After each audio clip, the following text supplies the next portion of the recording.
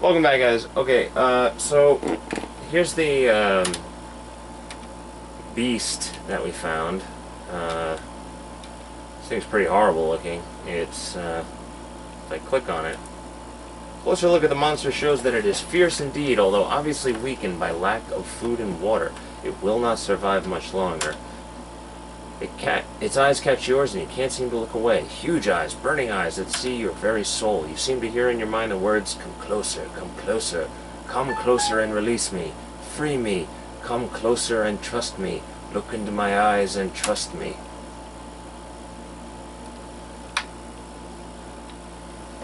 Okay. It seems to have like the head of a snake and the tail of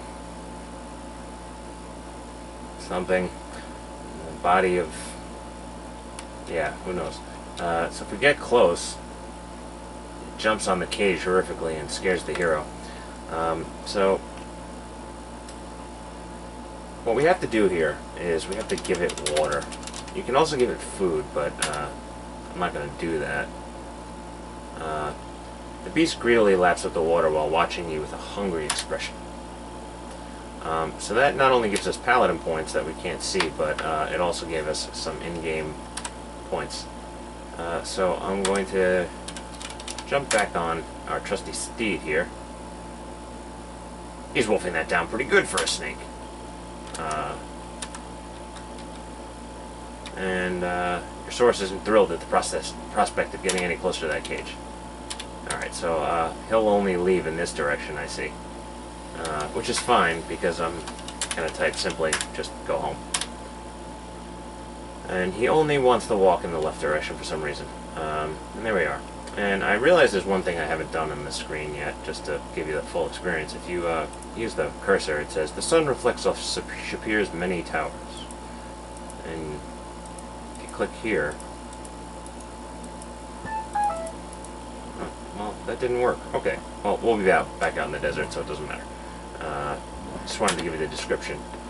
So we will get off the Saurus, and our friend says he'll be honored to take care of him. Yeah. What we're going to do now is we're going to visit our apothecary friend, and all the Katas are thanking us for taking care of that earth elemental. Yeah, no problem. All on a day's work. And there's something that we want to tell him about.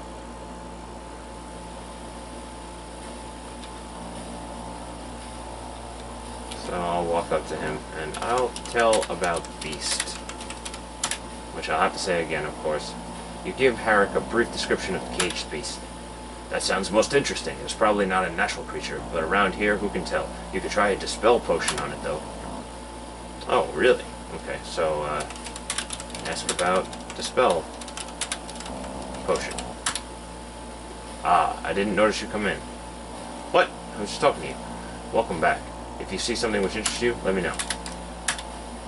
Ask about a potion to break enchantments? I know of one in which the victim drinks the potion, and the spell ends. It is a pity that I do not have any of the potion made up. I have most of the ingredients, though. If you could find the ingredients I am missing, then I could make some Dispel Potions for you. To make a Dispel Potion, I will need the feather of a griffin, and let me think. Yes. That may be a problem. I need the Fruit of Compassion. Let's ask about the fruit. The Fruit of Compassion is extremely rare. It can only be given, never taken or bought. I have heard rumors of one plant in the entire land where you might find this. Let's ask about the plant. There are tales told to me of a woman transformed into a plant through a genie spell. She stands like a tree somewhere out in the desert, but it is said she bears no fruit. Aw. You should talk to the Enchantress Aziza, for she would know more about this than I. Okay, well, let's tell him about the Earth Elemental before we leave. Thank you. I wish I could have seen it, though. The fire must have been lovely. Alright, well, I guess that's all we're going to do with this guy for now. And he said to go to Aziza, so, let's go visit our friendly Enchantress friend.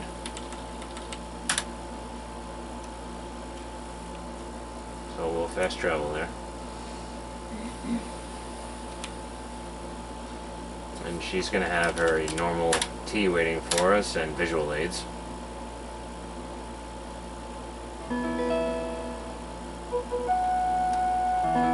Come in, sit down, be welcome. Yeah. She'll ask us for tea like always. And of course say yes, you don't want to be rude.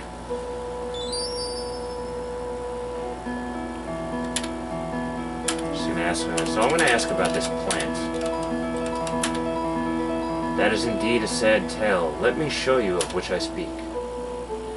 So as usual, she's going to go to the little projection table here. I will tell you of a time long ago when women wore veils and were but wives and chattel to men.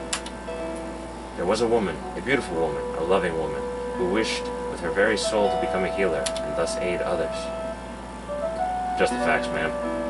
Now, just so you know, this is like the only time your character actually says anything. I'm pretty sure you're like a silent protagonist throughout most of the series, but it's actually pretty funny that you have your own little text box and say something here. I always thought that was kind of cute. Her father tried to dissuade her, saying that this was no task for a woman of her gentleness and sensitivity. She would go about her duties quietly, but each evening she would tell him again that she wished to become a healer. At last her father gave in, and she was trained in the art of healing. Despite the jeers and condescension of the male students and teachers, she became a healer and removed her veil forever. Right.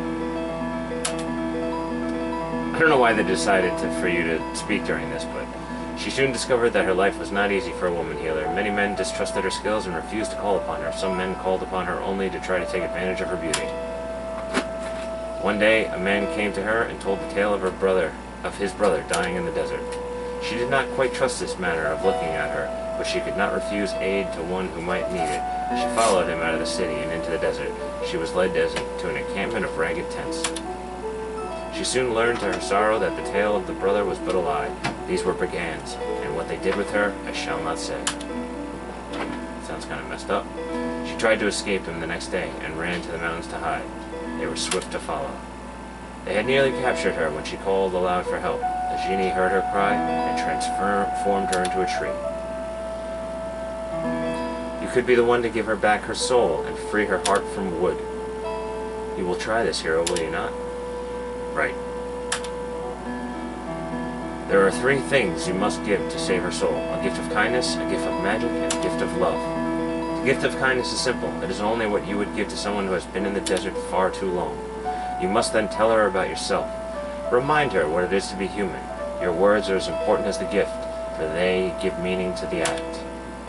The gift of magic is the gift of sacrifice. The gift must be something you gain through hardship and from aiding others. It must also be something from which a plant can gain strength.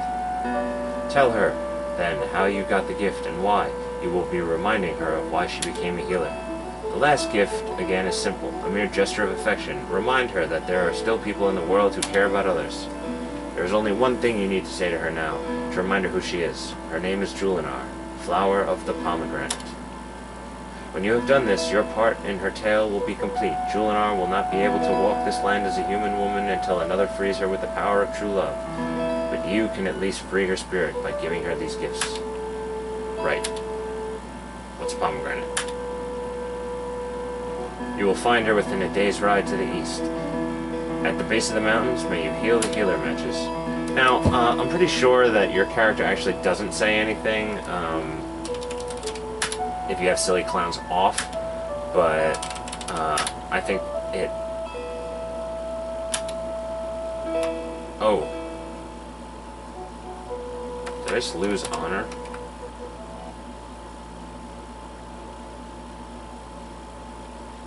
I hope I didn't just lose honor.